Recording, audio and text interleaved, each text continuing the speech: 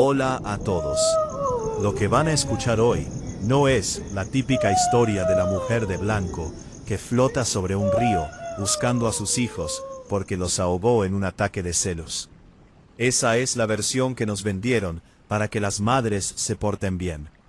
La historia que me llegó hace unos días, por un contacto que trabaja en los archivos judiciales de la Ciudad de México, es mucho más sucia, mucho más real, y honestamente, me ha quitado el sueño. Todo empezó con un abogado.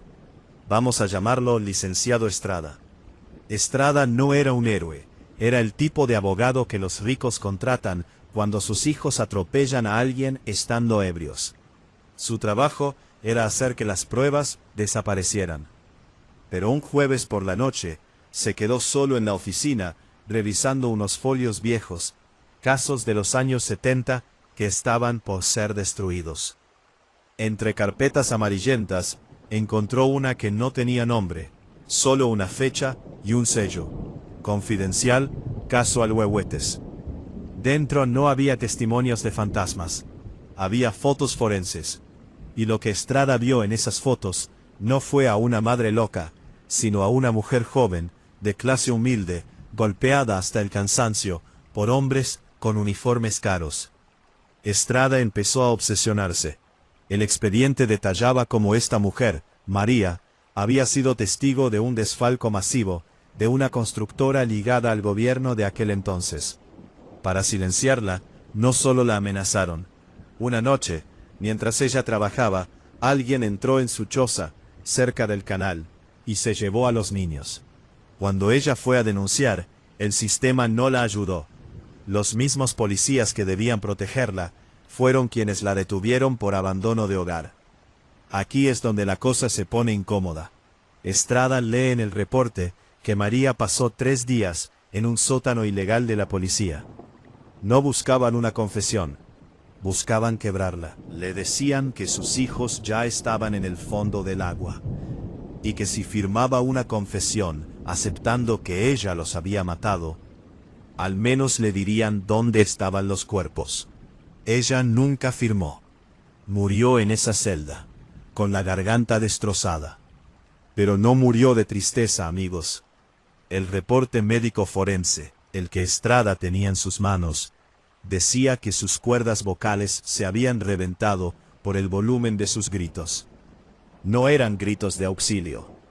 Eran gritos de una frecuencia que, según el médico de la época, hizo que los cristales de la sala de interrogatorios se rajaran.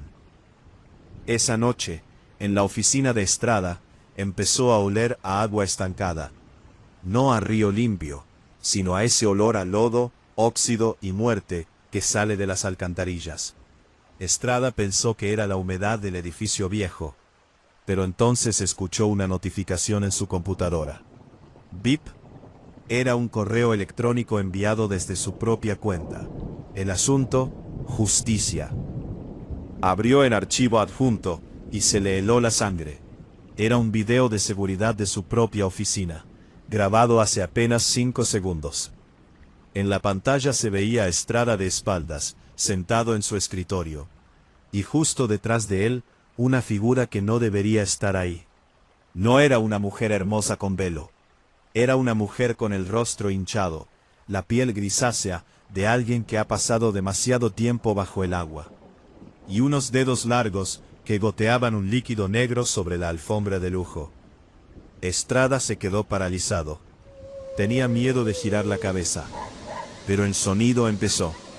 No era un llanto. Olviden el ¡ay, mis hijos! Lo que Estrada escuchó a través de los altavoces de su computadora fue un rugido gutural, un sonido seco que vibraba en sus dientes. Era un grito de guerra. De repente, las luces de la oficina parpadearon y se apagaron. En la oscuridad, el licenciado sintió una mano fría, húmeda, apretando su mandíbula con la fuerza de una prensa hidráulica. Lo obligó a mirar hacia el rincón más oscuro del despacho. «Ellos no se ahogaron», susurró una voz que parecía salir de una garganta llena de barro. «Ellos fueron el cemento de sus puentes. Y tú Tú has quemado sus nombres durante 20 años. Estrada intentó gritar, pero la presión en su cuello era insoportable. Sintió cómo sus propios pulmones empezaban a llenarse de un líquido frío. No era agua, era la sensación de estar hundiéndose en la misma impunidad que él había ayudado a construir. Aquí es donde la historia da el giro que nadie se espera. Estrada no murió esa noche.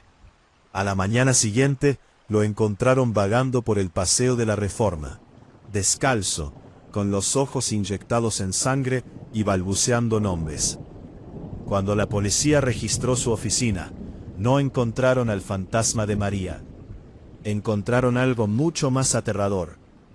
Todos los expedientes que Estrada había limpiado durante su carrera, todos esos casos de gente poderosa que se salió con la suya, estaban esparcidos por el suelo, pero con una diferencia. Estaban empapados en agua salada, y cada página tenía una marca de mano pequeña, del tamaño de un niño, quemada en el papel. La Llorona no había ido a matarlo, lo había usado como un conducto. Ella ya no busca a sus hijos en el agua. Ahora sabe exactamente dónde están. Están bajo los cimientos de los centros comerciales, bajo las mansiones de los políticos, mezclados con el concreto de la ciudad. El llanto que la gente escucha ahora, en los barrios residenciales de lujo, no es una madre triste, es una señal de localización. Cada vez que alguien escucha ese grito cerca de una construcción nueva, a los pocos días, el edificio sufre una grieta estructural inexplicable, o un hundimiento. Lo último que supe de Estrada es que está en un hospital psiquiátrico. Dice que no puede cerrar los ojos, porque cada vez que lo hace, escucha el sonido de 1000 niños golpeando el concreto desde adentro, pidiendo salir. Y detrás de ese sonido, el grito de María, que ya no busca perdón, sino que está pasando lista. Así que, la próxima vez que escuches un lamento cerca de una zona de obras o un edificio de gobierno, no te asustes por el fantasma. Asústate por lo que hay debajo de tus pies. Porque la Llorona no viene por ti. Viene por los que creen que el cemento puede tapar la verdad. ¿Y tú, sabes qué hay bajo los cimientos de tu casa? Relato número 2. Olviden, no se moverían sobre la Llorona. Olviden a la mujer con vestido de novia. Olviden a la mujer de los lagos, llorando por sus hijos. Bueno, es cuento de hadas para dormir. Bueno, es asquerosa. A dormir hoy es política, es sangrienta y es real. Me llegó a través de un contacto que trabaja en el archivo histórico de la ciudad. Me llegó a través de un contacto de un caso de 1984. Nunca existió. El expediente tiene manchas de humedad que no se quitan, y según me decían que el papel todo empieza a semana, porque de contacto, 3 susurraba. Era una mujer con un tipo llamado Julián, abogado de oficio. Su problema era una mujer a cambiar el mundo. Su problema era un caso de desalojo en una zona de construcción de una autopista de lujo. El problema era una mujería que se negaba a dejar su casa, y que no se movería. Sus hijos estaban allí, cerca, es sangrienta, no lloraba. Sí está el detalle. Fue a verla, a lo civil, los hijos de fue a verla, hacía 2 años, en un accidente doméstico. Fue a verla, llegó a través de un contacto en el hambre. Fue una mujer de un caso de miles de... Todo empieza con las uñas. No llegó, se decía de 80, con las uñas. No lloraba, solo lloraba. Me dijo, Julián le dijo, señora, tiene que irse. Ni lo miró, ni lo miró. Solo le dijo, el ingeniero dijo que el cemento... Pero aquí abrió algo que le revoltaba. Y ellos tienen años que pina. Julián decidió investigar quién era el ingeniero. Resultó ser un tipo pesadísimo, decía de 80. La construcción, con nexo al gobierno de aquella época, dio el estómago. Car un poco más en señor Asmago, descubrió algo que le revolvió el estómago. Hicieron toneladas rápido, el ingeniero sabía estructural masivo en un puente cercano. Para evitar el escándalo y las pérdidas millonarias, hombres decidieron matarlo, querían atos, de forma clandestina. María no era una María era una empleada de limpieza de la construcción. El mismo día que sus hijos solieron todo el caminando cerca de las obras. El experto que vas a reunir con Jan encontró, sugería que los niños desaparecieron el mismo día que se vertieron toneladas de concreto de fraguado rápido en los pilares del puente principal. No fue un accidente. El ingeniero sabía de silencio. Sacaron del camino que si se reportaba que 2 niños habían muerto por negligencia en la esa misma noche el proyecto se cancelaba. Para evitarlo, no quería así que simplemente no hubo formar parte de la estructura. María era una empleada. Aquí es donde la cosa se pone violenta. El expo llevar estas pruebas a un juez esa noche, mientras regresaba a su departamento en un coche negro, toneladas de hubo un fallo en refarlo. Querían matarlo. Querían a sus. Aquí es donde la cosa se volvieron en el estómago. De Julián intentó negra, espesa en un charco de agua estancada, hasta que te vas a reunir con le dijeron. O te vas a reunir con fantasmas, licenciado, le dijeron. Llegó a su casa destrozado en los pilares del puente principal. Llegó a su casa destrozado, sangrando, estructural masivo, el óxido y el barro en la boca. Niños pasaron se metió a la ducha, parecía darse el miedo. Y fue entonces cuando escuchó. No era un llanto. No era un llanto. ¿Quién más daba de ella? Como si alguien estuviera golpeándola a matarlo. Querían aunque quedaba de ella, desgustarlo. El agua que salía de luces de su baño empezaron a pegar en el estómago, el agua que salía de la y le metieron la cabeza. Llevar estas pruebas a un día que dejarse a reunir con y de repente, Julián vio, pero se unir con o te vas a reunir con a través del vapor del espejo. Había una sombra, abrió las males, mujer con velo. Fue en la ducha para formar parte de la estructura, estar hecha de concreto agrietado. No era ella, lo que las luces de esa misma noche, o esa misma tarde en su celo, injustamente, ya furiosa. Sus ojos eran 2, estaba allí, y yo, ay mis de la casa, los pozos de odio negro. Ella no vi, había una sombra, hijos. Ella absticia. Fue en su garganta salió un sonido de piedras triturando. Abrió la boca y dejó talco que dijo. Lo que quedaba de ella, que es la parte que los periódicos terroristas, orden. Lo que sigue es la parte que los periódicos de la época ocultaron como ataques que se había suicidado esa misma noche. Contrato. Estaba en su mansión, injustamente. Estaba allí. Estaba allí. Dientes que lograron huir, dicen que el sonido empezó a las 3 a.m. Ay mis que no venía de afuera, sino de los cimientos de la casa. Garganta salió un sonido, empezaron a agrietarse. El boca, garganta salió un sonido, convertido en un que sonó que los percando los ladrillos desde el ingeniero magnate. Pero al ir, dicen que el sonido se sellaron solas. Llorona, no es cemento fresco que apareció de la nada. De hombres se escucharon durante horas. Cuando la policía de logró entrar, derribando la de y en sangre. En las paredes de la mansión una entidad de perturbador. Ella, como convertido en alto de los ladrillos desde una estatua de concreto sólido. Tenía la boca abierta en un grito de su boca, el ingeniero magnate perdiera el rastro. Los zapatos de niño, perfectamente limpios. Pero apolsó el giro. Aquí está el giro. Lo que Julián descubrió antes de desaparecer él, con una capa de Llorona, no es un fantasma que vaga por los. Dicen que los gritos de una pesadilla sistémica. Ya no mata a cualquiera. No mata a cualquiera. Ella aparece cuando el sistema protege al culpable. Perdiera el rastro. Dejó una grabación final. La voz su rostro. Perdiera el rastro. Perfectamente limpio. Ella ríe. por qué el expediente de María era diferente. Pero no buscaba a sus hijos para esto, con una capa de que Julián descubrió estaba usando como armas. Ella los es el llanto de la Llorona, en lo que Julián descubrió un fantasma que vaga por la perdida.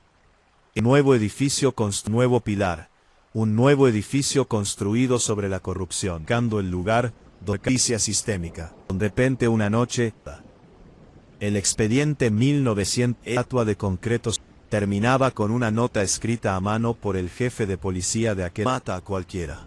Con la grabación final, ella aparece con una grabación filmada. Ahora suena en los edificios de gobierno. Ella ve el expediente porque había comprendido que buscaba a sus hijos porque sabe que esta ciudad cada vez que escucha será sobre tumbas que ella misma de que vaga por lo. Así que a mí es nuevo edificio en un edificio nuevo. Una tiene justo tres de departamentos lujosas que se construyeron sospechosamente rápido. Y de repente terminaba con una. Escuchan que las tuberías suenan como si alguien estuviera gritando. Hermano. Una situación final que ven allá y expediente de. ¿Sabes quién construyó tu casa? Bien, sobre de Sakura. Ya. Así que Llorona no está buscando los cimientos.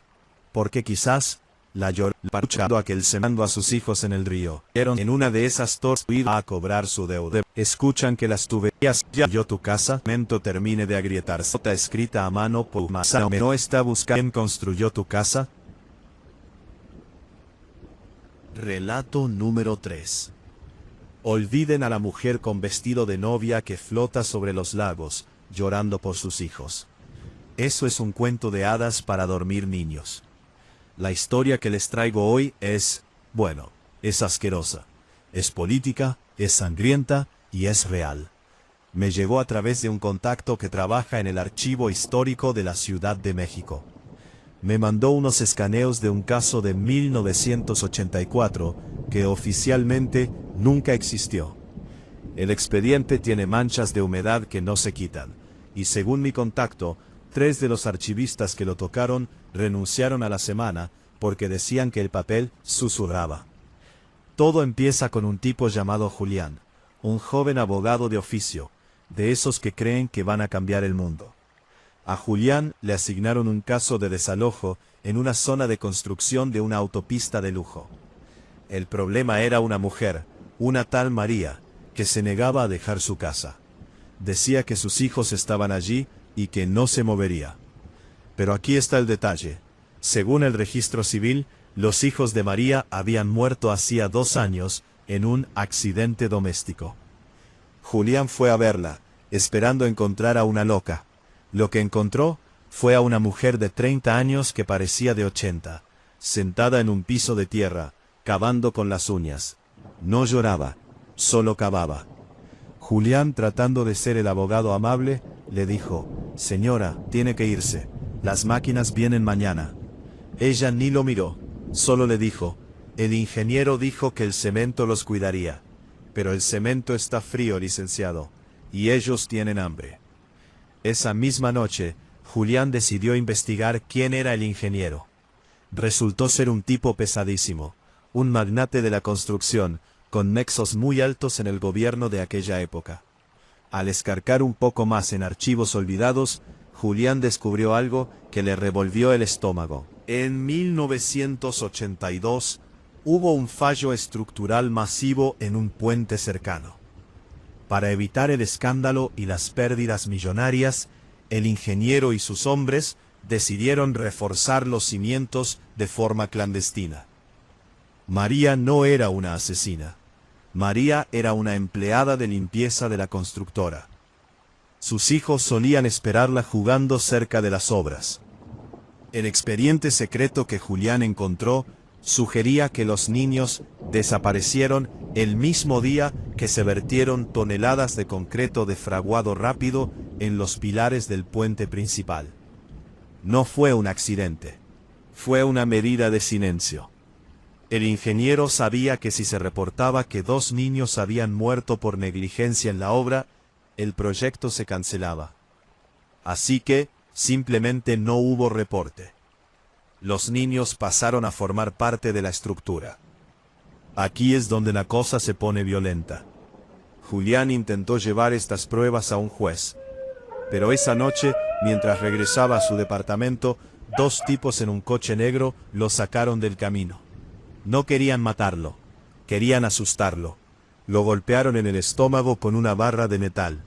Y le metieron la cabeza en un charco de agua estancada hasta que casi pierde el conocimiento. «Deja de buscar fantasmas, licenciado», le dijeron, «o te vas a reunir con ellos en Los Pilares». Julián llegó a su casa destrozado, sangrando, con el sabor del óxido y el barro en la boca.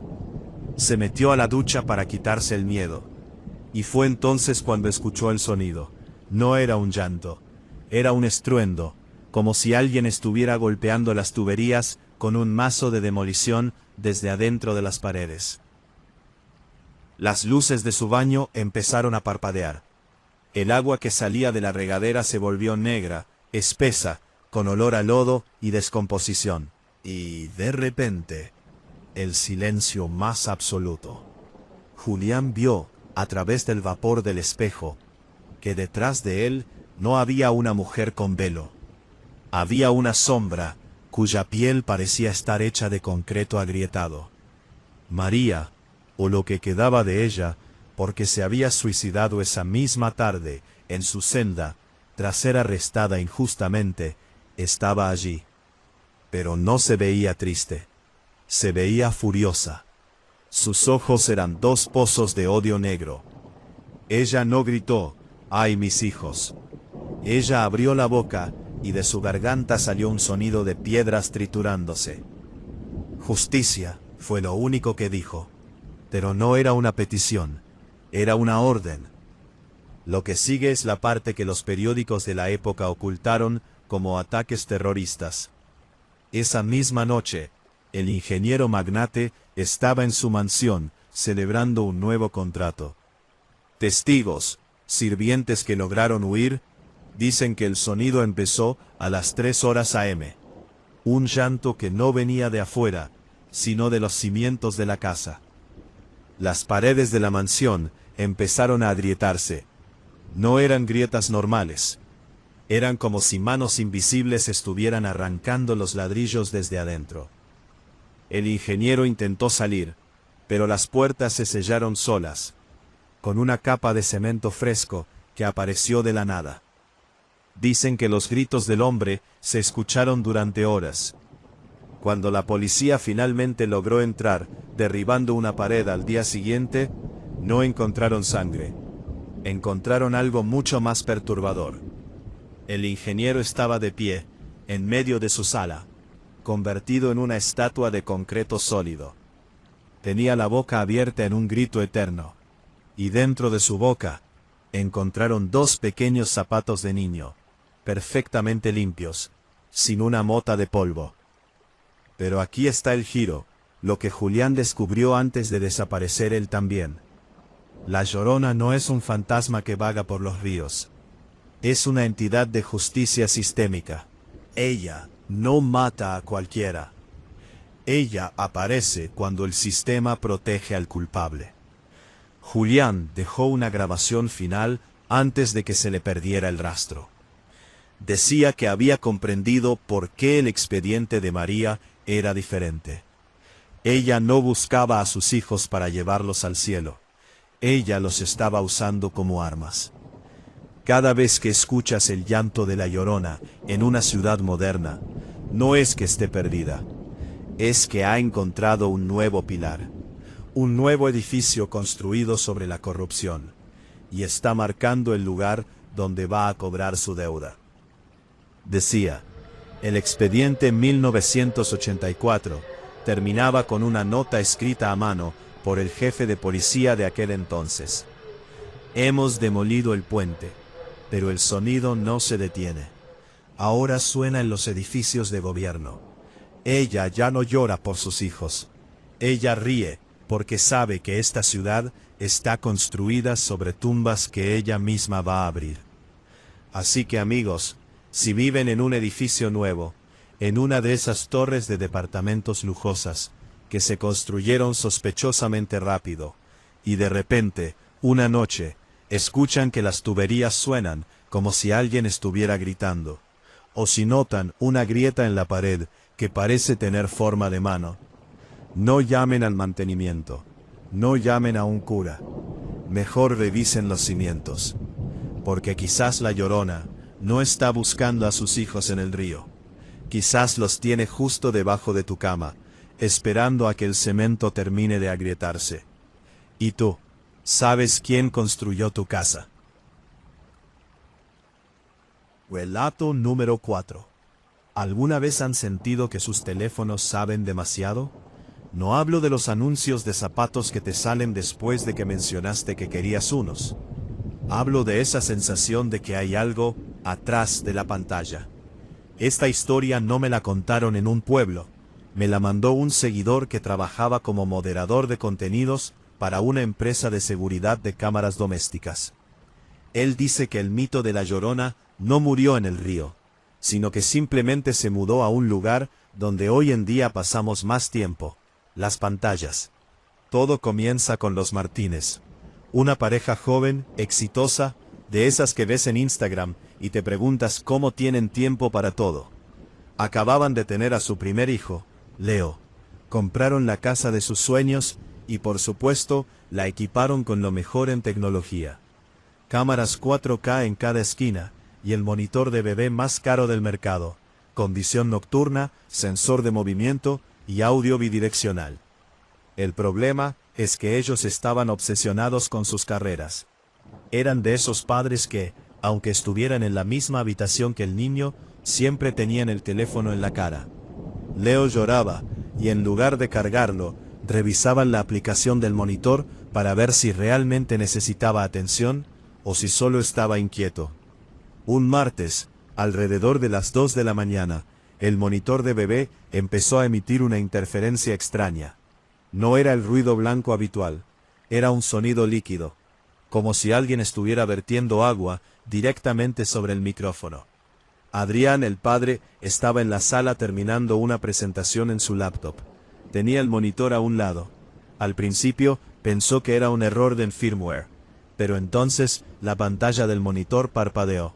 En la imagen granulada de la cuna de Leo apareció un píxel muerto, un pequeño punto negro que empezó a crecer y a estirarse, como una gota de tinta en un vaso de agua.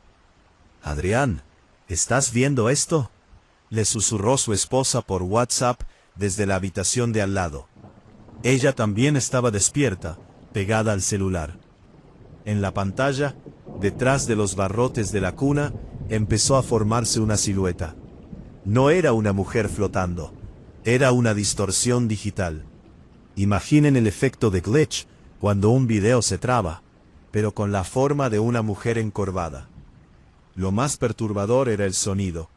A través del altavoz del monitor, no salió un llanto, sino el sonido de una notificación de mensaje, pero deformada, lenta, estirada hasta sonar como un lamento humano. Adrián, sintiendo una punzada de molestia más que de miedo, decidió entrar al cuarto del bebé.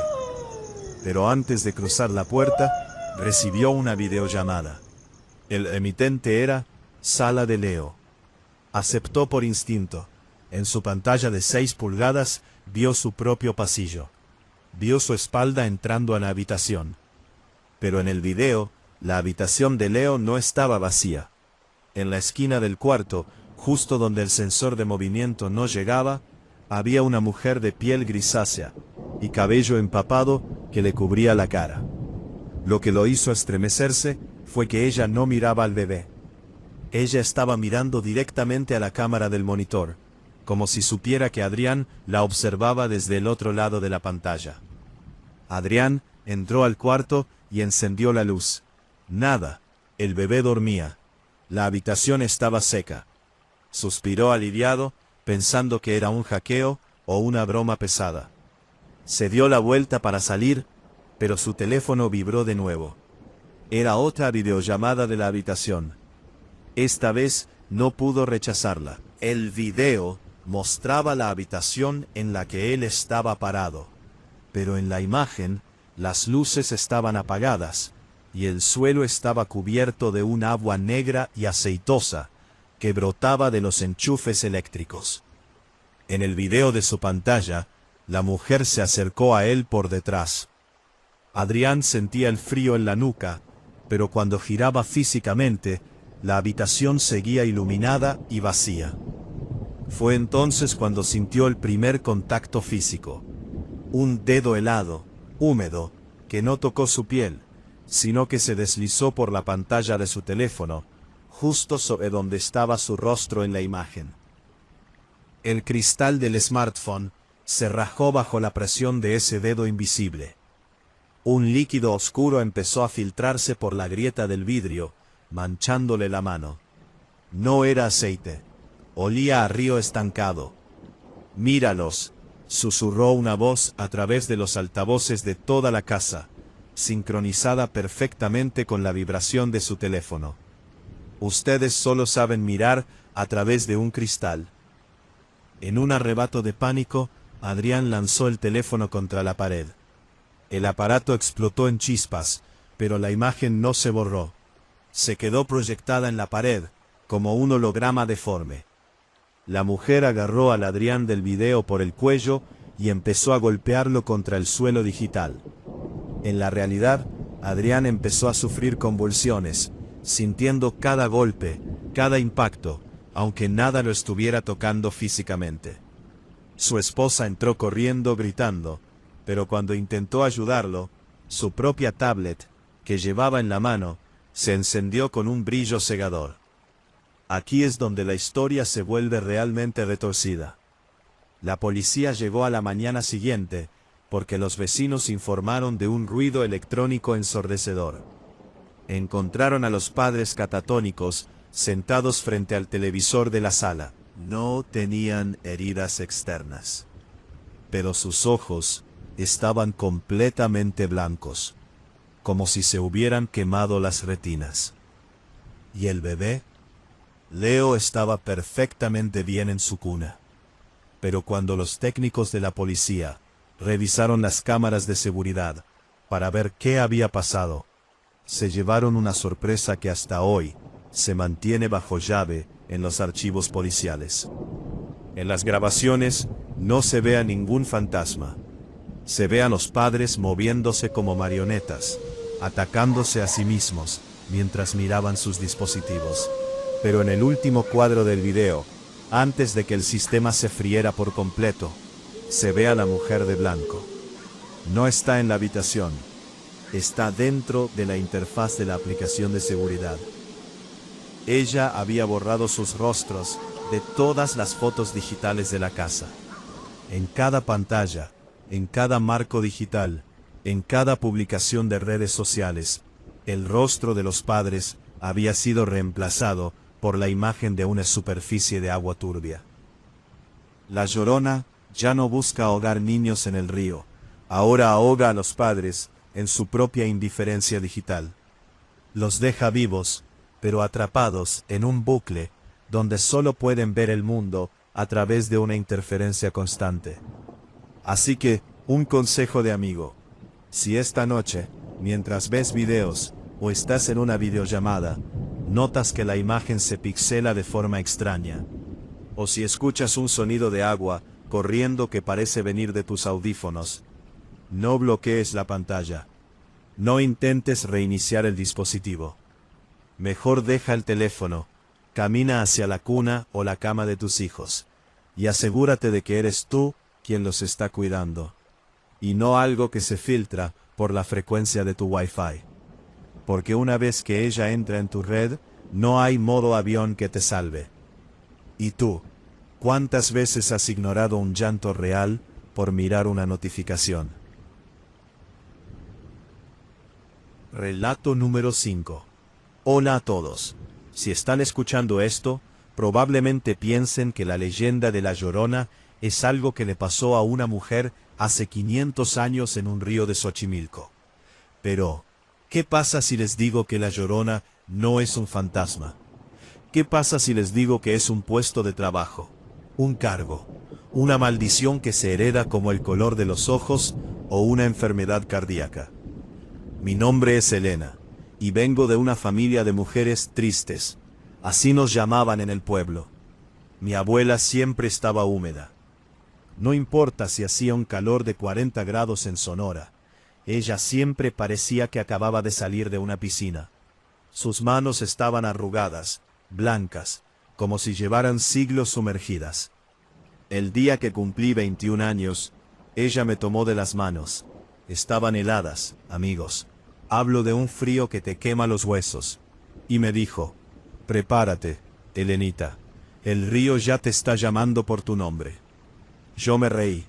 Pensé que era demencia senil. Pero esa noche, mientras intentaba dormir, escuché algo que no debería estar ahí.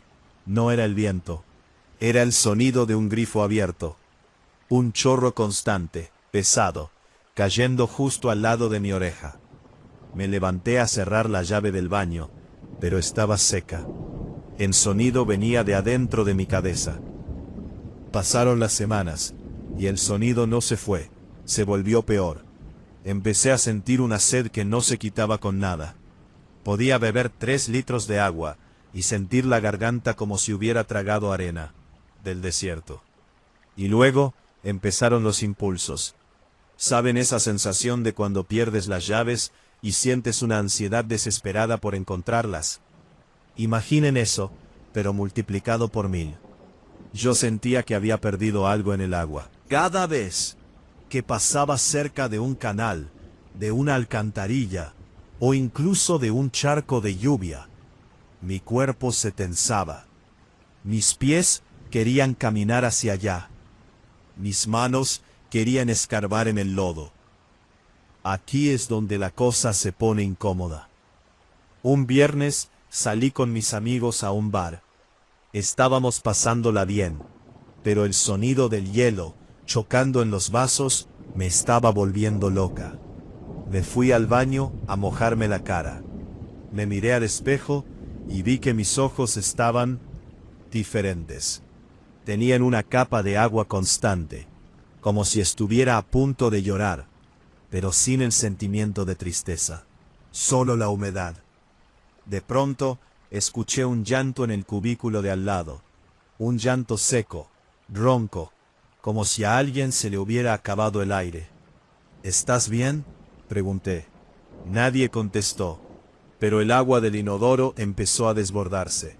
No era agua limpia, era agua con algas, con olor a río viejo y a algo metálico, como la sangre.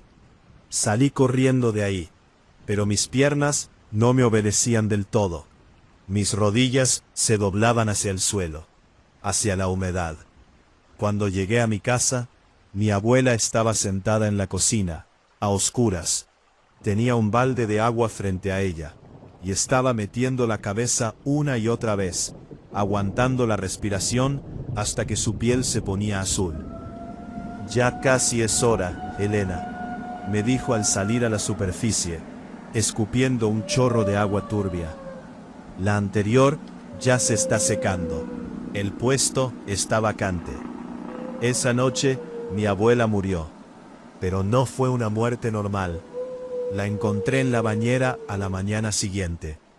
El cuerpo estaba ahí, pero estaba hueco, como si fuera solo una cáscara de piel.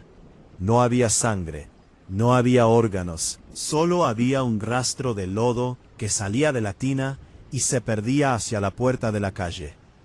Fue entonces cuando el sonido en mis oídos se convirtió en un grito desgarrador que decía, ¿dónde están? Perdí el control. Empecé a caminar descalza por la ciudad. No era yo la que caminaba, era algo en mis tendones que me arrastraba. Llegué a un puente sobre un río de aguas negras, de esos que están llenos de basura y desperdicios industriales. Sentí una necesidad violenta de lanzarme, pero no para morir, sino para buscar. En la orilla vi a una mujer. Llevaba un vestido andrajoso que alguna vez fue blanco, pero ahora era del color del moho. Se giró hacia mí. No tenía cara. Donde deberían estar los ojos y la boca, solo había agujeros por los que fluía agua sin parar. Ella se acercó, me tomó del cuello con una fuerza inhumana, y me obligó a mirar el agua. «Tú sigues», me siseó. Sentí como sus dedos se hundían en mi piel, pero no salía sangre, salía agua. Ella empezó a desintegrarse frente a mis ojos, convirtiéndose en puro vapor y lodo. Y yo sentí como mi propia piel empezaba a estirarse, a enfriarse, a volverse gris. Mis cuerdas vocales se tensaron tanto que se rompieron, y lo único que pude hacer fue soltar ese primer lamento que todos conocemos. Pero no era por mis hijos. Yo ni siquiera tengo hijos. Era un lamento por la carga, por el peso de miles de años de mujeres obligadas a ser el vertedero de la tristeza del mundo. Pero esperen, porque aquí viene lo que nadie te cuenta de la leyenda. Logré volver a casa, arrastrándome, empapada. Me encerré, tiré todos los espejos, desconecté el agua. Pensé que si me mantenía seca, la maldición no se completaría. Pasé 3 días encerrada, deshidratándome, viendo cómo mi piel se agrietaba como la tierra en sequía. Entonces, mi mamá llamó a la puerta. Ella siempre había sido la alegre de la familia, la que se fue a la ciudad para escapar de la abuela. Entró con una llave de emergencia. Me vio tirada en el suelo, hecha un desastre, y empezó a llorar. «Perdóname, Elena», me dijo, mientras me abrazaba. Pensé que si yo no aceptaba el cargo, se saltaría una generación. Pensé que si yo me mantenía lejos del río, tú estarías a salvo. Yo intenté hablar, pero mi garganta estaba sellada. Ella me dio un vaso de agua.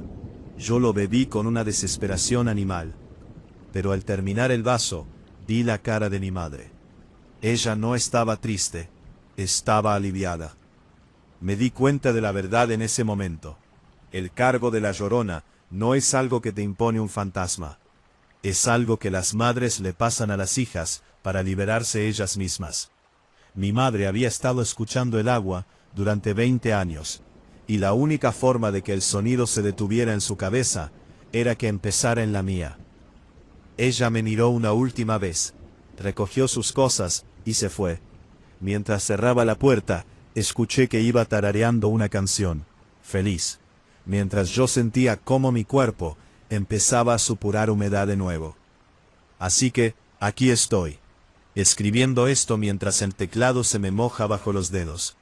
Cada vez que escucho a un niño llorar en la calle, siento un impulso asesino de ir y atraparlo. No para hacerle daño, sino para que me ayude a llevar este peso.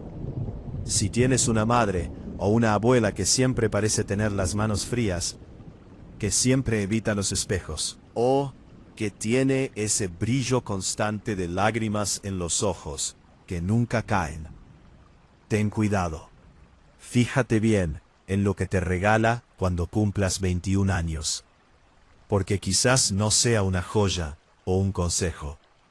Quizás sea un lamento que ha estado en tu familia por siglos. Y si esta noche escuchas agua correr en tu baño, y sabes que cerraste bien la llave, no vayas a revisar.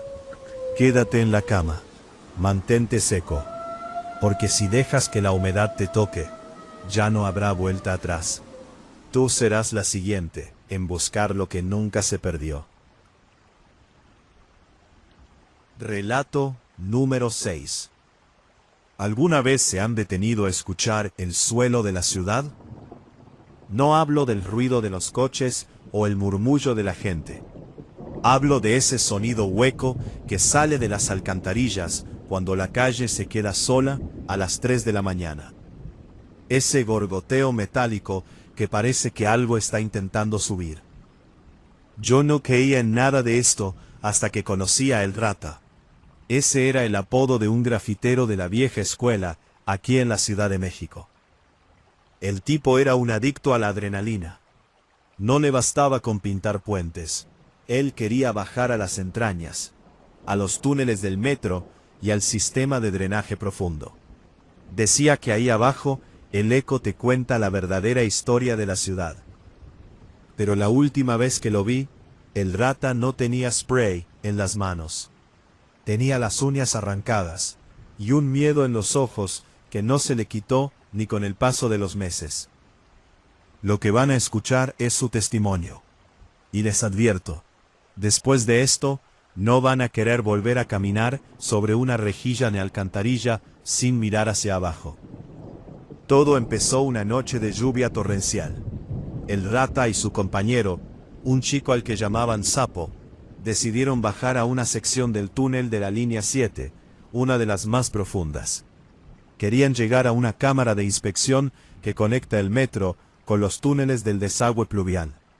Un lugar donde nadie te molesta, donde el tiempo se detiene. Bajaron con linternas frontales y botas de hule. El ambiente ahí abajo es otra cosa, amigos. El aire es pesado, huele a moho, a óxido y a algo dulce, como carne que se está echando a perder. A medida que avanzaban por los pasillos de mantenimiento, el sonido de las tuberías empezó a cambiar. «Oye, rata, ¿escuchaste eso?», preguntó Sapo, deteniéndose en seco. Era un silbido, pero no el silbido del aire comprimido. Era un sonido que subía y bajaba de intensidad, mezclándose con el flujo del agua tras las paredes de concreto. ¡Oh!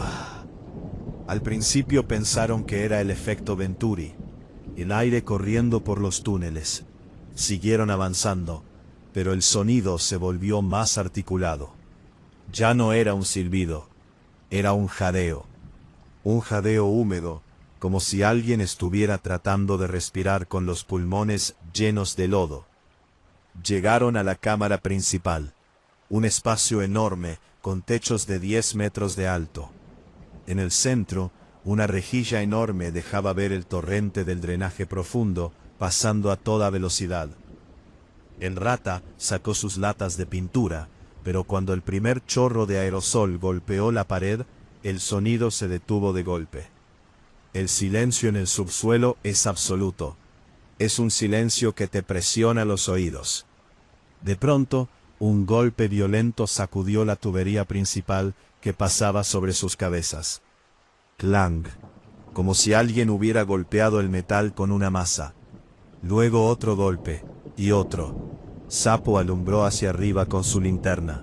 En la parte superior de la tubería, donde el óxido es más espeso, vieron algo que los dejó helados. No era un fantasma transparente. Era una masa de cabello negro, apelmazado por el lodo y la grasa industrial, que colgaba de una de las válvulas de presión. La masa se movió, se arrastraba por el metal con un sonido de uñas raspando acero. «¡Vámonos de aquí, ahora!», gritó el rata. Pero cuando intentaron correr hacia el pasillo de salida, un torrente de agua negra estalló desde una de las alcantarillas laterales, derribando a Sapo. El chico cayó al suelo, golpeándose la cabeza contra el concreto. El rata intentó levantarlo, pero vio que algo salía del agua. Eran manos, pero no manos humanas normales. Eran manos larguísimas, con la piel blanca y reblandecida por estar siempre sumergida, como la piel de un ahogado después de semanas. Los dedos terminaban en uñas amarillentas y afiladas, que se enterraron en las piernas de Sapo. Sapo gritó. Fue un grito desgarrador que se mezcló con el lamento que finalmente emergió de la oscuridad. No era un llanto de tristeza, era un grito de frenesí.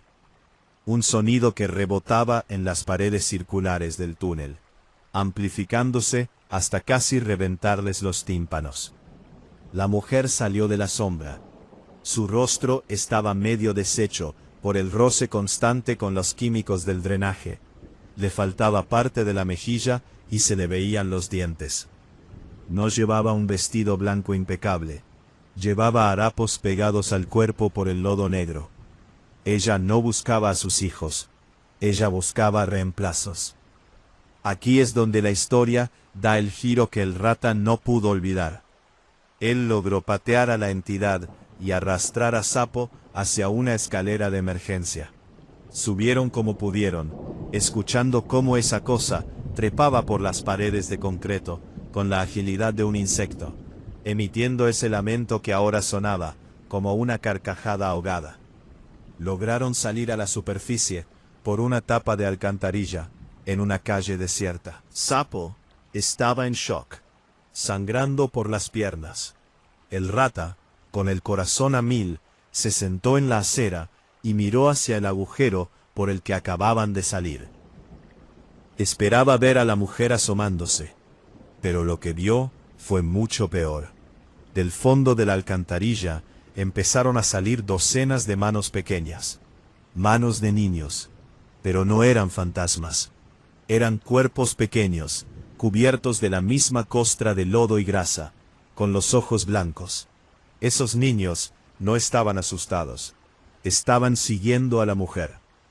La llorona del drenaje no es una madre solitaria, es la líder de una colmena de olvidados. Niños que se perdieron en las alcantarillas, niños arrojados al drenaje por crímenes atroces de la ciudad, niños que el sistema simplemente borró. Ella los ha adoptado en la oscuridad, convirtiéndolos en algo que ya no es humano. El rata vio cómo uno de esos niños monstruo tomaba la gorra que a Sapo se le había caído y se la ponía en su cabeza deforme, antes de hundirse de nuevo en la oscuridad. El rata nunca volvió a pintar. Sapo perdió una pierna por una infección bacteriana que los médicos no supieron explicar. Decían que su carne parecía haber sido digerida por un ácido gástrico que no era de este mundo. La ciudad sigue funcionando. Millones de personas caminan sobre esas calles sin saber que, unos metros abajo, hay una madre que ha dejado de buscar porque ya ha encontrado a miles de hijos. Y cada vez que hay una inundación, cada vez que el drenaje se desborda y el agua negra entra en las casas de las zonas bajas, no es solo agua lo que entra. A veces, entre el lodo, aparecen pequeños juguetes llenos de moho o mechones de cabello negro que no pertenecen a nadie de la familia. Así que, la próxima vez que pases junto a una alcantarilla y escuches un sonido extraño, no pienses que es el agua.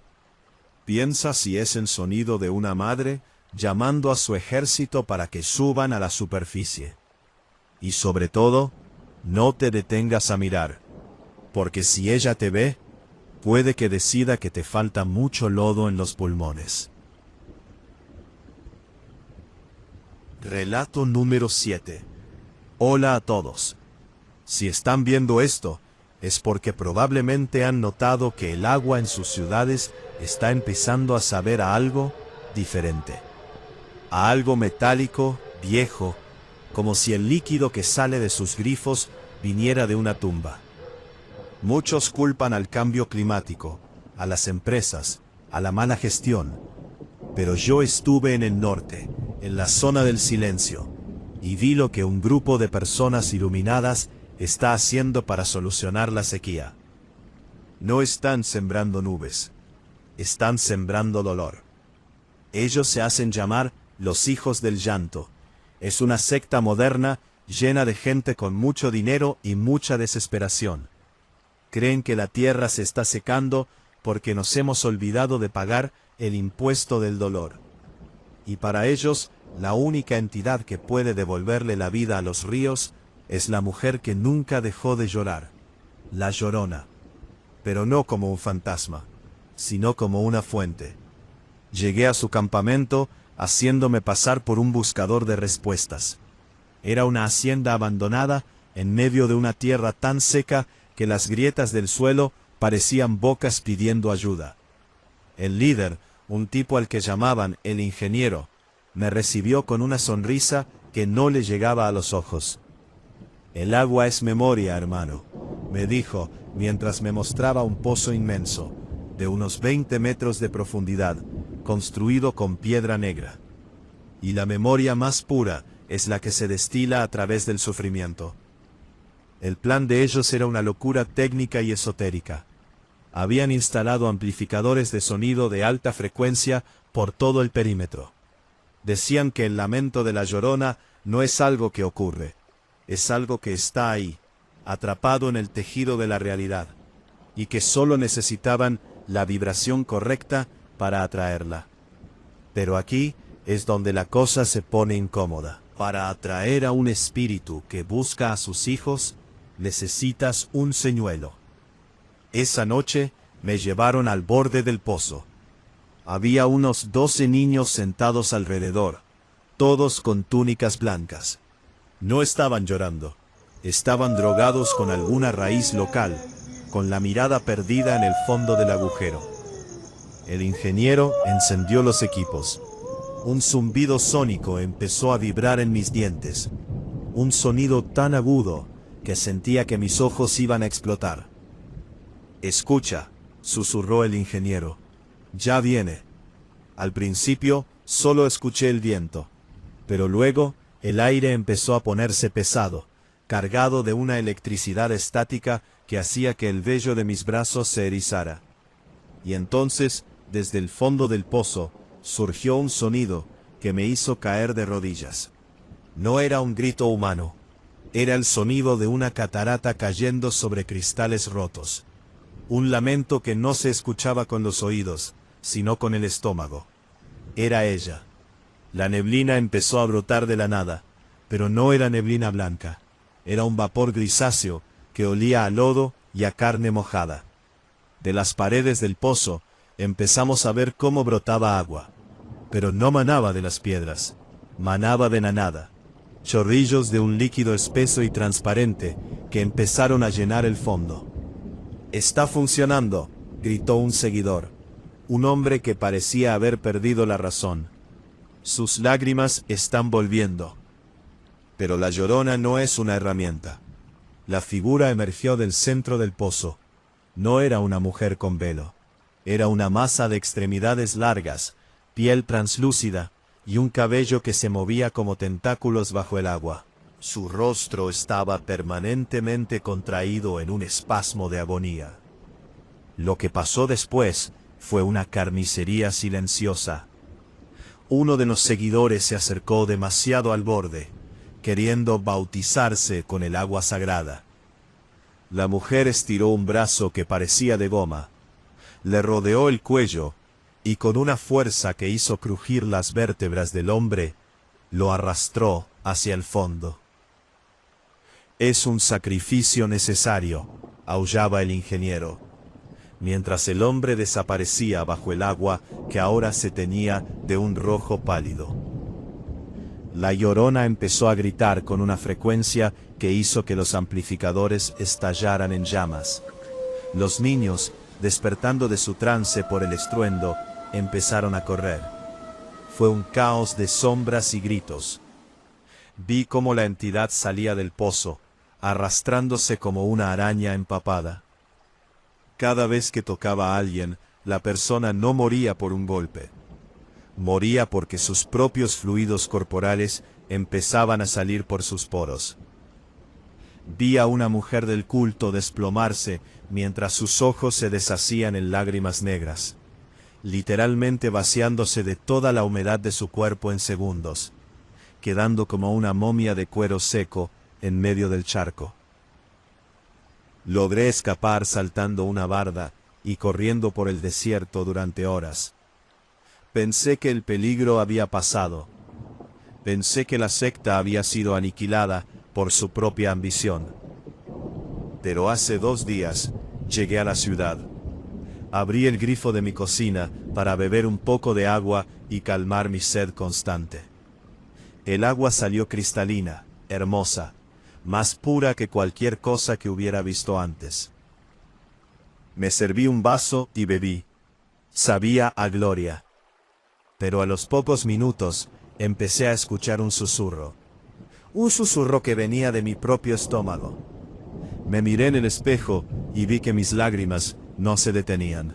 No estoy triste, pero no puedo dejar de llorar. Y no soy el único.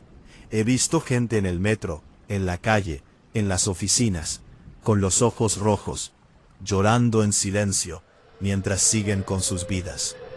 El ingeniero no falló, lo logró.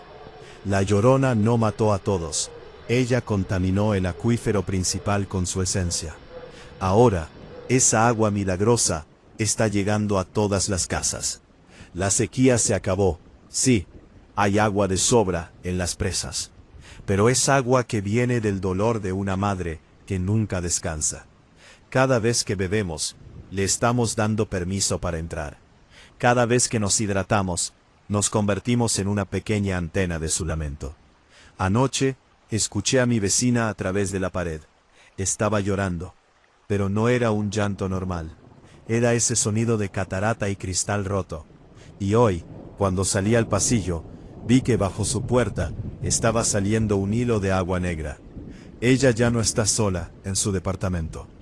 Así que, amigos, si hoy el agua de su ciudad sabe especialmente bien, si sienten que tienen una sed que no se apaga, o si de repente empiezan a llorar sin motivo alguno, no beban más. No dejen que ese líquido entre en su sistema, porque la Llorona no quiere tu muerte. Ella quiere que tú seas su nuevo río.